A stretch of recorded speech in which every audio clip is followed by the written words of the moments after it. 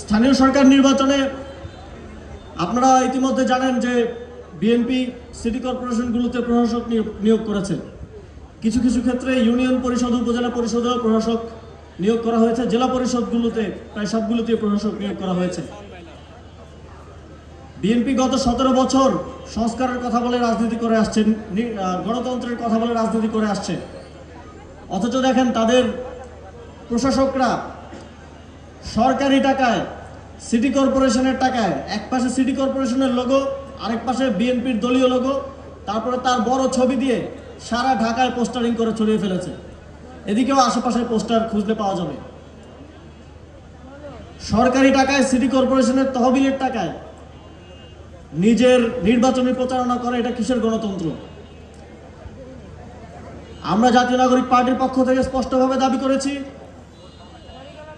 কোন প্রশাসক, যাদেরকে প্রশাসক দেওয়া হয়েছে, কেউ স্থানীয় সরকার নির্বাচনে অংশগ্রহণ করতে পারবে না।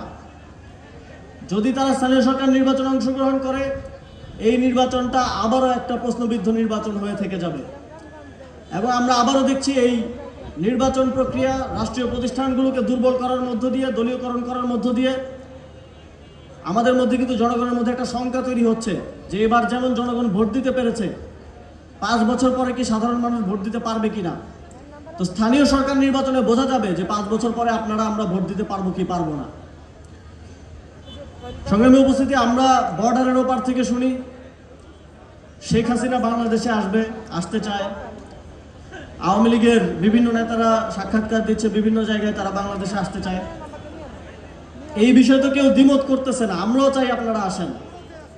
এই যে আমাদের মঞ্চে শহীদ পরিবারের সদস্যরা আছেন, মঞ্চের সামনে শহীদ পরিবারের সদস্যরা আছেন, আমাদের মায়েরা আছেন, তারা প্রতিদিন আল্লাহর কাছে দোয়া করেন যে তাদের সন্তানের হত্যার জন্য যারা দায়ী, তাদের যেন বিচার নিশ্চিত হয়। শেখ হাসিনা বাংলাদেশে ফিরলে সেই বিচার নিশ্চিত হওয়ার জন্য, সেই বিচার নিশ্চিত করার জন্য আমরা প্রস্তুত আছি ইনশাল্লাহ। আমরা ইদানিং শুনছি যে বাংলাদেশের প্রধানমন্ত্রী ভারত যাবেন। আমরা স্পষ্টভাবে বলতে চাই, জাতীয় নাগরিক পার্টি মনে করে জুলাই গণঅভ্যুত্থানে গণহত্যার জন্য দায়ী যারা এখনো ভারতের আশ্রয়ে আছে, যারা ভারতের আশ্রয়ের প্রশ্রয়ে এই সাক্ষাৎকার, তারপরে প্রেস ব্রিফিং করে যাচ্ছে, এবং সর্বশেষ ওসমান হাদির খুনিরা যারা ভারতের হাতে বন্দী অবস্থায় আছে, তাদেরকে বাংলাদেশের মাটিতে ফেরত না দেওয়া পর্যন্ত প্রধানমন্ত্রী যদি ভারতের মাটিতে পা রাখেন, এইটা এই দেশের জনগণের সাথে গাদ্দারি হবে। তাদেরকে আগে বাংলাদেশে ফিরিয়ে আনেন, তাদের ফাঁসির রায় কার্যকর করেন, বিচার নিশ্চিত করেন, তারপরে ভারতের সাথে সুসম্পর্ক হতে পারে।